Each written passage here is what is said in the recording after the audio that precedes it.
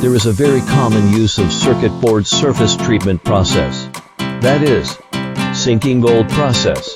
So what are the characteristics of the sinking gold plate? First, sinking gold plate bright colored, good color, good looking. Second, the crystal structure formed by sinking gold than other surface treatment is easier to weld, can have better performance, ensure quality. Third, because sinking gold plate only in the welding plate will have nickel gold, will not have an impact on the signal, because the skin effect signal transmission is in the copper layer. Fourth, the metal properties of gold is more stable.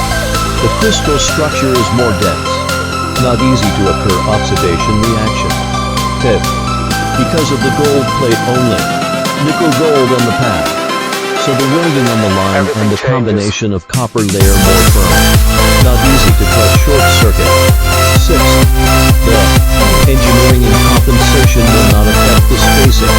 XZH Technology Co. Ltd. is a one-stop PCBA service provider. Subscribe to me. Click YouTube.